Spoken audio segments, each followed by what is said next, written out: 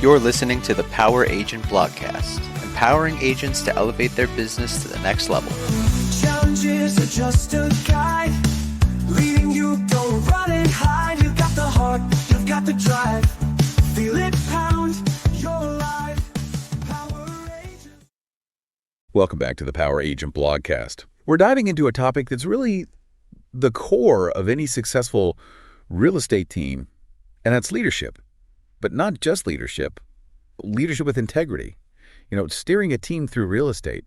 Well, it takes more than just those closed deals. It really does. It's about guiding people, making those tough calls, and always trying to do the right thing. It's a complex world out there. Yeah. And for real estate leaders, the stakes, they are so high. It's not just profits. You're dealing with people's livelihoods, their dreams. They're trusting you. Exactly. That's where integrity it becomes the cornerstone. It's interesting you mentioned trust because that keeps coming up in the material we're looking at today. Yeah. A strong team starts with this foundation of trust. It's absolutely fundamental. Yeah. I mean, think about it. You wouldn't build a skyscraper on shaky ground, right? No. Same principle here. A team full of doubt and suspicion, they're never going to reach their potential. So how can real estate leaders actually cultivate that trust? It's one thing to say build trust, but it's a whole other thing to actually put it into action. It takes effort, a conscious effort, and a willingness to lead by example. One of the biggest things is transparency. Be open about the challenges. Share information freely. Don't shy away from difficult conversations, even when they involve mistakes. That vulnerability can really strengthen trust. It shows your team, hey, I'm human. We're in this together. That's really interesting because sometimes there's this image of leaders needing to project, having all the answers all the time and being in control. And that can actually be detrimental in the long run. Nobody expects perfection, but they do expect honesty, authenticity. Yeah. And another important aspect is creating a space, where team members feel safe speaking up, sharing their ideas, their concerns, even their aspirations, and they know they're not going to be shut down. So it's about fostering that culture of open communication where everybody feels heard and valued. Precisely. Yeah. And regular team meetings can be so valuable. Right. Not just for updates, for genuine dialogue and problem solving. Yeah. Is a chance to brainstorm, to address challenges, to reinforce that feeling of team unity. Now, even with the most solid foundation, we all know real estate can throw curveballs. Market fluctuations, those unforeseen events, these things can really shake things up. How do leaders prepare for those kind of inevitable moments of crisis? Proactive planning is really where it's at. Great leaders, they don't just react to crises, they anticipate them. A crisis management plan, it's almost like an insurance policy. Yeah. For your team. So what would that look like in practice? I mean, it starts with identifying those potential risks. Market shifts, external factors, those things that could disrupt business. And then you've got to outline clear steps, like who takes the lead, what needs to be communicated. Having those processes in place. It makes all the difference. Huge difference. It's weathering the storm versus getting swept away. It's not about avoiding crises altogether because we know that's not possible. It's about having the roadmap to navigate them effectively. Exactly.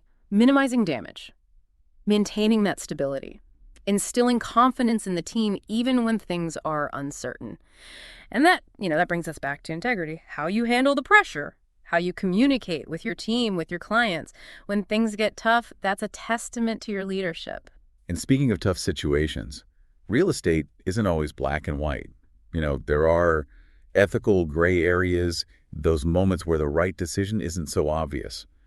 So how can leaders actually guide their teams through those kind of murky waters? I think that's where a leader's moral compass really gets tested. It's easy to do the right thing when it's obvious, but what about when it's not? That's where it's crucial to set a strong ethical tone from the get-go. So it's about setting clear ethical guidelines, expectations for the whole team. Absolutely. Yeah. And it's not just about a code of conduct, sitting on a shelf collecting dust.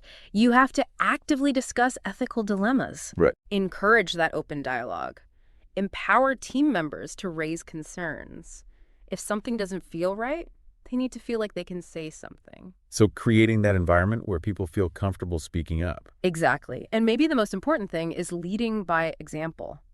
Actions speak so much louder than words. If you're cutting corners or bending the rules, your team will see that. And it erodes trust so quickly. It's like that saying, integrity is doing the right thing even when nobody's watching.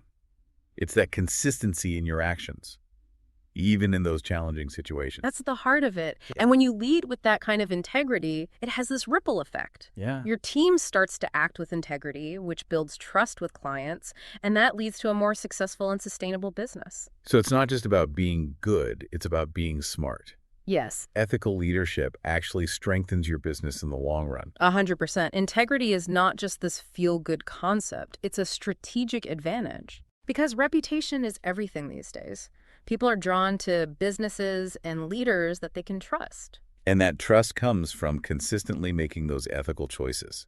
even when it's tough. Yeah, even when it's hard. Choosing the harder right over the easier wrong again and again. And that's how you build a foundation of trust and respect that can withstand anything. So we've talked about the importance of trust, the need to prepare for crises, and those complex ethical decisions. Let's shift gears a little and look at conflict, which is another big part of leadership. Conflict is just inevitable in any team, especially in a fast-paced industry like real estate. Right. But it doesn't have to be a bad thing. Okay. If it's handled well, conflict can actually be a catalyst for growth. Most people see conflict as something to avoid. You're saying it can be a good thing. Absolutely. Think about it. When you have all these different perspectives, different ideas clashing, it forces you to really think critically, to challenge assumptions, and you come up with more creative solutions. It's about kind of harnessing that friction, using it to spark innovation. Exactly. The key is to shift from avoiding conflict to actually managing it. And it starts with a culture where disagreements are seen as opportunities to grow, not threats that need to be shut down. So how do leaders encourage that healthy dialogue around conflict? Active listening is critical. When conflicts arise, it's really important to understand where everyone is coming from, acknowledge those feelings, get to the root cause. Go beyond just the words and get to the emotion. Exactly. So many times conflict comes from misunderstandings. And if you can create that safe space where people can express themselves, you can often resolve those issues before they become huge problems. So fostering that empathy and understanding within the team is important. Yeah. But what about when those disagreements become more heated? That's where conflict resolution skills are so essential. And luckily, those are things that can be learned. Investing in conflict resolution training for your team, that can be so valuable. So what would that look like? It would give them those practical techniques for managing disagreements, things like active listening, assertive communication, collaborative problem solving. So it's about giving people the tools to navigate those difficult conversations. Exactly. Turn those potentially divisive situations into opportunities to collaborate. And when you do that, it makes the team stronger and everybody wins in the end. Now let's talk about another really crucial aspect of leadership, and that's empowering individual team members. What does that actually look like when you're leading a real estate team? Empowering your team means realizing that each person is on their own career journey. Right. It's about understanding their aspirations, helping them achieve their goals, while also keeping in mind the goals of the team as a whole. So it's a win-win. Exactly. Yeah. Personal growth and team objectives all aligned. One way to do this is personalized goal setting. Oh, interesting. Sit down with each team member, help them define their goals, short-term, long-term, then create a plan together. What steps do they need to take to reach those goals? So it's providing that support and guidance rather than just saying, do this, do that. Exactly. And another part of empowerment is involving team members in the decisions that affect them.